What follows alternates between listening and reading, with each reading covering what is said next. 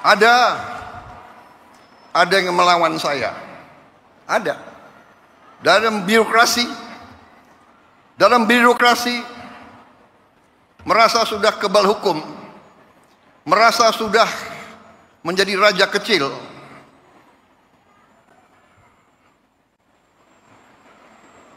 Ada.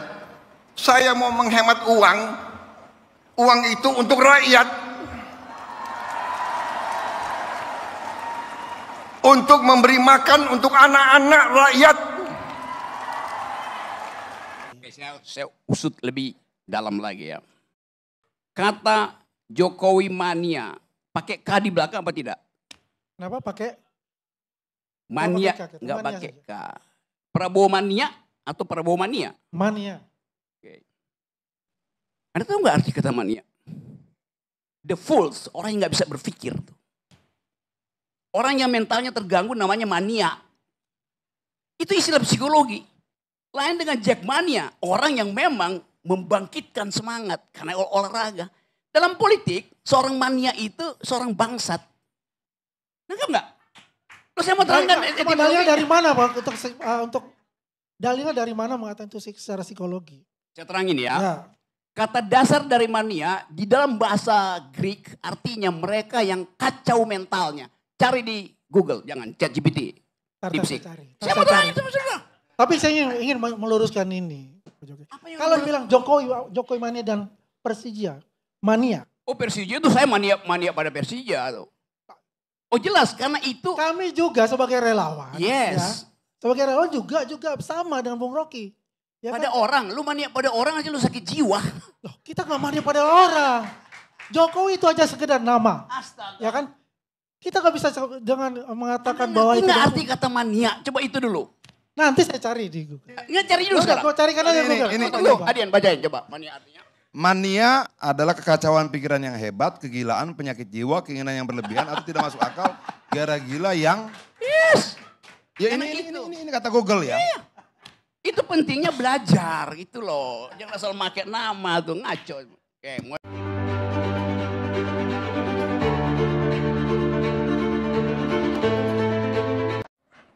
Saya katakan sudah 100 hari. Mbok sadar.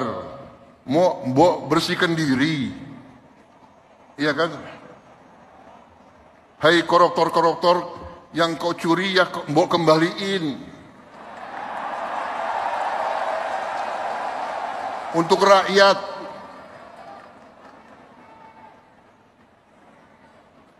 Kalau malu-malu nanti kita cari cara yang gak malu. Tapi mbok ya kembaliin. Saya tunggu 100 hari, 102 hari, 103 hari sudah. Ini 100 berapa hari ya? Apa boleh buat? Ya terpaksa lah. Jaksa Agung, Kapolri, BPKP, KPK,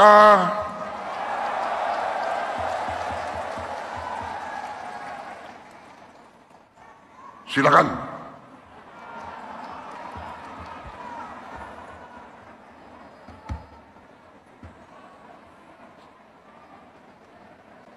Saudara-saudara, benar-benar saya nangkep di mana-mana rakyat kita sudah tidak mau lagi membiarkan kekayaan rakyat diambil terus.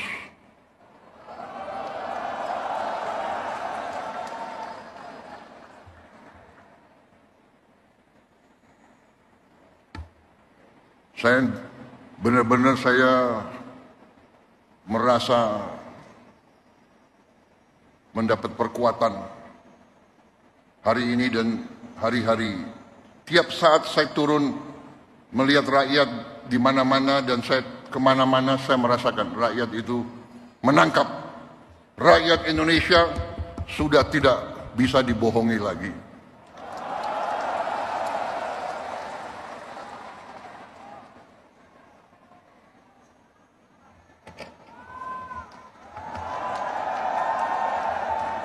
Saya melakukan penghematan.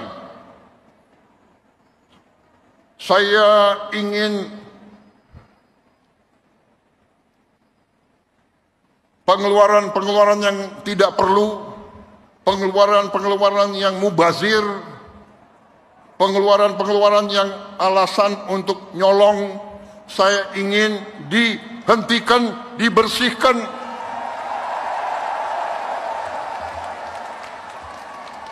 Ada yang melawan saya. Ada. Dalam birokrasi merasa sudah kebal hukum, merasa sudah menjadi raja kecil.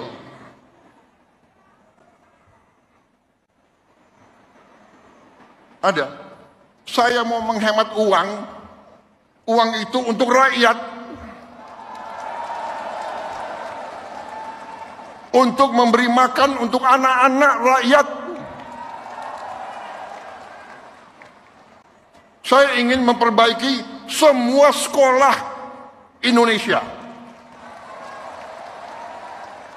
Kita punya 330.000 sekolah. Ibu-ibu yang guru, angkat tangan.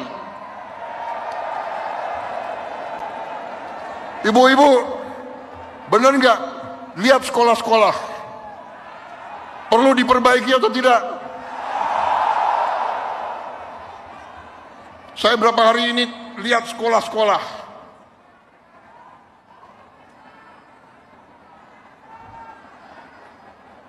Kita punya 330.000 sekolah. Anggaran untuk perbaikan sekolah hanya cukup untuk memperbaiki mungkin 20.000 sekolah. Berapa tahun kita mau selesaikan 330.000 sekolah? Karena itu perjalanan dinas, perjalanan ke luar negeri dikurangi.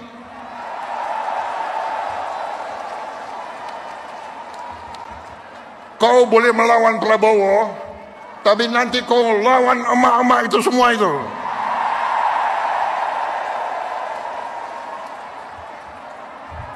Bandel dablek. Gak usah keluar negeri, 5 tahun gak usah keluar negeri kalau perlu. Yang perlu keluar negeri, yang tugas keluar negeri, tugas belajar boleh, tugas untuk atas nama negara boleh. Jangan tugas yang dicari-cari untuk jalan-jalan. Kalau mau jalan-jalan pakai uang sendiri. Satu kalimat saja. Tidak mungkin seorang hamba mengabdi pada dua tuan. Bos, Dia akan lebih mencintai yang satu daripada yang lain. kita Sudah ini itu bukan hukumnya. menghamba. Makanya pertanyaan Bung Rocky tadi, lu ke Jokowi apa ke Prabowo? Karena lu punya dua tuan. Nah, orang yang selalu tampak punya dua tuan itu punya potensi lebih besar daripada yang satu tuan untuk menciptakan adu domba. Kira-kira gitu Bung Rocky ya. Bagaimana? Mau lagu Roma Irama atau Bee Gees? Pakai lagu Bee Gees ya. Isu tentang keretakan artinya tidak ada lagi cinta di antara mereka. Ada potensi tidak ada cinta antara Prabowo dan Jokowi. Isunya begitu kan. Lagu Bee Gees bilang begini nih. How deep is your love?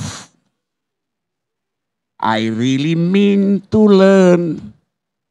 Mengapa? Kedalaman cinta itu tidak ada lagi. Karena Bee Gees jawab sendiri. Because we are living in a world of fools. Karena kita hidup di antara orang-orang dungu. Yang bilang itu The Bee Gees loh. Coba mau nyanyi dikit. How deep is your love? I really mean to learn. Cause we are living in a world of fools. Etc. Ini dasarnya begitu sebetulnya. Nah itu yang seringkali kita lupa untuk melihat bahwa ekspresi Prabowo itu mencerminkan dialektik di dalam dirinya. Mau lanjut dengan Jokowi atau mau berhenti? Bayangin 5 tahun Pak Prabowo akan ada dengan pertanyaan itu terus menerus. Kenapa? Karena ada orang yang minta supaya itu dihilangkan. Faktor Jokowi itu. Yang minta siapa? Netizen. Impactnya ke dalam kabinet. Tadi baru viral. Ada seorang pemuda tinggal di mana? New York, Michigan atau di Washington. Umur 33 tahun, dia udah berapa tahun di Amerika, jadi viral tuh. Dia bilang begini, saya tidak ingin mati di negeri yang tidak memberi saya harapan, makanya saya nggak mau pulang ke Indonesia. Anak muda yang disebut bonus demografi, viral sekarang di X, Anda lihat tuh. Karena dianggap tidak ada harapan di sini. Lalu kita maki-maki dia tuh. Anda tidak punya patriotisme. Bagi dia, apa intinya patriotisme? Kalau indeks korupsi masih tinggi. Apa itu patriotisme? Kalau kerukunan bernegara tidak ada. Tuh. Kita mau tagih pada milenial ini, nggak bisa. Sekarang lebih viral mana? Keterangan yang dibuat oleh anak itu. Dan upaya Bahlil untuk menyelinap dari kesulitan. Lebih viral itu, orang nggak peduli lagi tuh. Ya Bahlil betul, tidak mungkin Bahlil tidak tahu bahwa ada perintah presiden untuk mengefisienkan distribusi. Tapi problem Bahlil dia buat regulasi untuk memungkinkan distribusi berjalan lancar tanpa dia buat regulasi mitigasi. Itu aja kekacauannya Bahlil cuma di situ. Kan mestinya Bahlil mengerti bahwa ini nationwide problem distribusi itu pasti akan terjadi kekacauan. Maka mestinya dibuat dulu aturan mitigasi baru dibuat regulasi itu. Sama seperti Amerika dulu nyerang Eropa Perang Dunia Kedua. Dihancurkan oleh Eisenhower Plan, dibetulin lagi oleh Marshall Plan. Kan begitu kan. Nah Marshall Plan-nya nggak dibayangkan oleh Bahlil. Kacau. Hanya itu aja problemnya. Tapi kalau jadi problem besar. Kenapa? Karena ada bibit-bibit perpecahan. Itu dasarnya. Kalau orang cari siapa raja kecilnya itu. Biasanya raja kecil itu fotonya nggak ada di sebelah kiri sini biasanya tuh. Coba saya baca psikologinya. Teman-teman, tadi betul Adian tuh. Yang mampu untuk memecah belah adalah dia yang paham Jokowi dan paham Prabowo. Ini teman-teman dari apa Jokowi mania atau Prabowo mania? Dua-duanya. Dia yang potensial memecah belah. By definition tadi. Karena dia mengerti Prabowo, dia mengerti Jokowi. Yes, coba. Ini saya cuma pakai argumen Adian ya. Bukan begitu dong Bung Rocky. Oke, coba apa? Ya kan? Ya kan kita ini kan sudah masuk di Prabowo sekarang. Ya kan? Kita membela Prabowo. Karena itu ada keberlanjutan yang kita ini kan. Jadi Anda nggak membela Jokowi lagi? Jokowi mania dan Prabowo mania. Ya kan? Kita membela Jokowi ya. Kan ini sudah selesai. Dengan Prabowo. Jadi ini. tidak lagi tapi membela ketika Jokowi? Itu, okay. ketika ya. Okay. Ketika. Tidak. Yes. Jadi Anda tidak lagi membela Jokowi? Saya masih membela Jokowi yang benar. Kalau itu salah, kita juga katakan salah. Anda membela Prabowo? Jelas itu saya membela Prabowo. Anda ngerti siapa Jokowi? Jelas kami juga Anda ngerti siapa Prabowo? Kita mengerti Prabowo. Maka berlakulah dalil Ahdian. Anda bisa memecah belah. Logik begitu.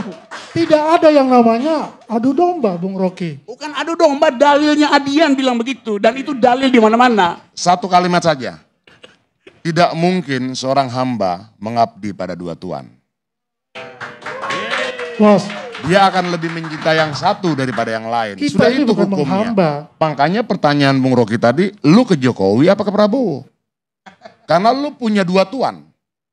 Nah, orang yang selalu tampak punya dua tuan itu punya potensi lebih besar daripada yang satu tuan untuk menciptakan adu domba. Kira-kira gitu Bung Rocky ya? Bagaimana menciptakan adu domba? Kita kan nggak ada di dalam lingkungan istana yang dimaksudkan dari Bang Adian, Bung Rocky.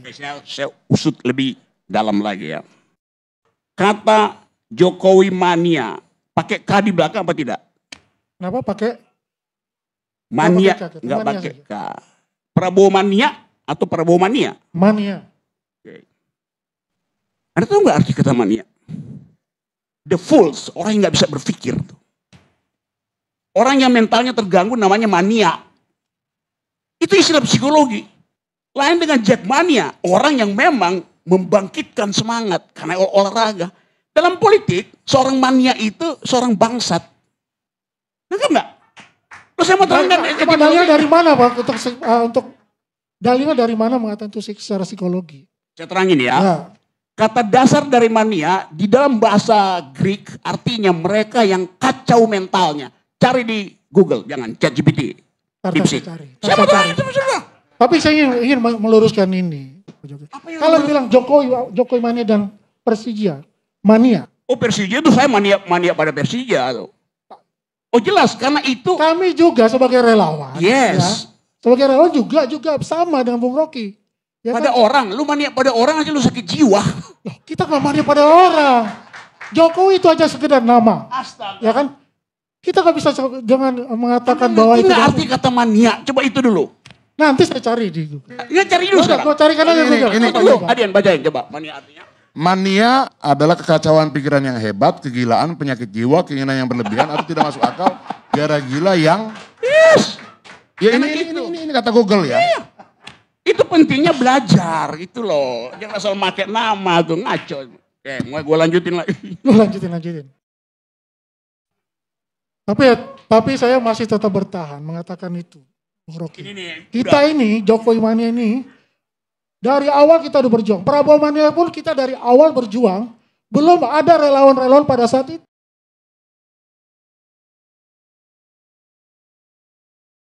Nah, kita jangan bicara sepotong-sepotong ini. Satu nama ini. Iya. Iya. Kenapa pakai kata mania? Itu ganti deh. Itu nanti orang akan catat di sejarah. Ini orang-orang dungu nih. Ini jelas loh. Ini, kalau bicara Bung Rocky tentang dungu ya, master of dungunya Bung Rocky ini. Karena nih, apa yang barusan saudara lakukan itu namanya strawman strategi. Anda mencari bagian lemah supaya Anda tidak mau menantang bagian yang kuat. Argumen di Google tadi. Lihat Anda kebodohanmu. Enggak, saya serius ya nerangkan ini ya. Nah, saya senang ini secara akademis. Yes. Tapi saya bertanya nama itu. Ya gak ada soal. Sudah, makasih. Ya udah gak ada soal. Betah dengan kedunguan ya. Saya ada pertanyaan Bung Rocky ya. Ada pertanyaan nih kepada Bung Rocky. Jika pengertian mania seperti yang disebutkan itu tadi, apakah mungkin mereka menjadi faktor keterbelahan Jokowi dengan Prabowo? Menurut Profesor Adian harus begitu kesimpulannya. Saya cuma nerusin logika Adian ini. Oke, saya lanjut ya. Oke, pelan-pelan.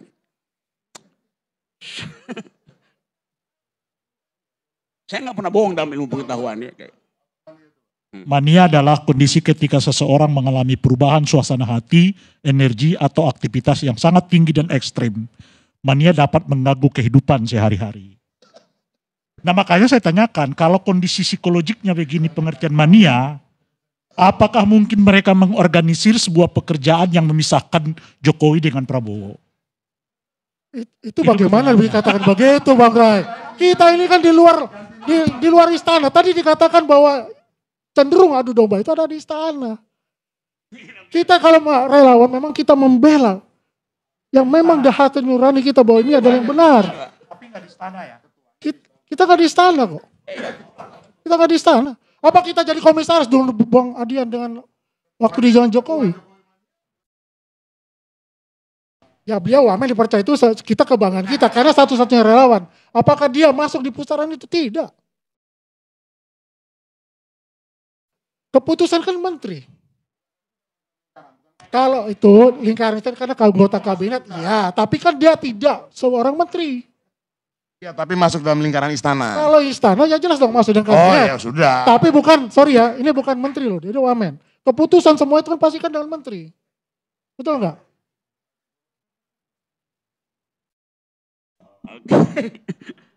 Oke, pelan-pelan ya. Apa yang jadi masalah di kabinet dalam pemerintahan? Tadi komunikasi. Artinya seluruh keterangan public relation dari kabinet dibatalkan oleh public opinion satu netizen tadi itu. Beda antara public relation dan public opinion. Public relation namanya humas. tugas humas harusnya ya, di-out dari tugas humas, membuat satu keadaan supaya rakyat mengeluk-elukkan pemimpinnya. Entah presiden, entah menteri itu. Itu fungsi humas. Yang terjadi di istana, menteri memamerkan dirinya sendiri. Beda itu. Dia meminta untuk diakui. Itu tolol. Humas artinya membuat peristiwa supaya publik mengakui dia, bukan dia yang meminta. Itu namanya iklan. Beda iklan dan public relation. Beda lagi dengan public opinion. Jadi sekuat-kuatnya public relation, iklan kabinet dibatalkan oleh public opinion netizen. Jadi Anda suruh tuh tim komunikasi istana itu bodoh semua itu. Benar sungguh. Bayangin, capek-capek kasih uang ke media massa segala macam itu, ke lembaga survei Prabowo 80%. Lalu datang speaker dari House, speaker dari istana, bicara macam-macam puji-puji. Berhari-hari, berminggu dalam 100 hari dibatalkan oleh public opinion anak muda Indonesia yang kabur dari Indonesia karena menganggap dia nggak ingin mati di sini, dan semua netizen mengatakan lu bener. Itu soalnya kita. Jadi siapa yang akan memecah belah? Ya public opinion, public relation pemerintah yang buruk, nggak bisa contain public relationnya kan. Setiap hari public relation pemerintah buruk banget tuh. Itu soalnya. Ya, di dalam dia menciptakan keburukannya sendiri itu. Sekarang pergi pada Pak Prabowo. Kita tahu watak Prabowo. Saya tahu, itu teman diskusi saya. Tapi ini soal bernegara. Kalau saya terangkan secara akademik, Prabowo ingin mengucapkan kemarahannya in optima forma, dalam bentuk yang paling maksimal. Tapi dia ada seorang yang punya manner, culture matters, gak mungkin dia ucapkan. Maka psikologinya bergerak di situ. Dia keluarkan istilah raja kecil. Dia keluarkan istilah ada yang ingin memisahkan dua orang. Ini kan reverse psikologi terbalik dari orang yang ingin mencari jalan tetapi nggak mungkin dia temuin. Dalam logika ada prinsip bahwa kalau Anda tidak bisa mematahkan argumen yang kuat, bikin argumenmu sendiri dan Anda bantah sendiri itu. Teknik berlogika itu begitu. Teknik berdebat juga begitu. Saya nggak bisa bantah Anda. Oke, saya pindahkan fokusnya. Saya buat pikiran saya sendiri dan saya kunyah pikiran itu di depanmu. Seolah-olah saya membantahmu, padahal saya membantah pikiran saya sendiri. Oke, saya jadi psikiater dulu hari ini. Karena kelihatannya Pak Jokowi juga mengalami keadaan yang sama. Kegelisahan psikologi yang sama. Saya lihat Jokowi diwawancara oleh Mata Najwa. Ada nggak yang perhatikan? Kaki Jokowi tremor sepanjang. Anda perhatikan? Tidak nyaman. Duduknya juga begini. Akhirnya mungkin Najwa berpikir, udahlah jangan diteruskan. Makin lama dia makin gugup. Di dalam psikologi, kegugupan itu namanya delirium. Delirium itu bagian dari mania yang tidak selesai itu. Jadi itu yang terjadi.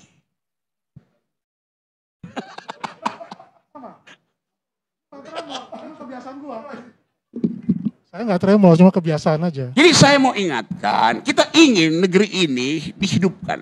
Apakah PDIP akan memecah belah? Loh tadi barusan berapa jam lalu perintah dari Hasto adalah semua gubernur, pejabat daerah dari PDIP lakukan, jalankan konsep dari Prabowo, bahkan dia sebut lagi dengan wakil presidennya Gibran Rakabumi, lengkap disebutin oleh Hasto. Nggak mungkin dilakukan itu. Padahal PDIP ada di luar.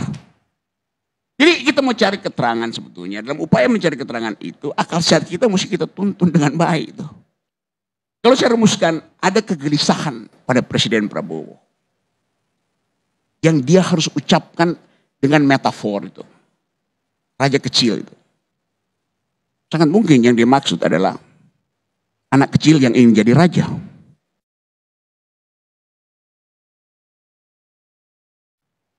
Terima kasih.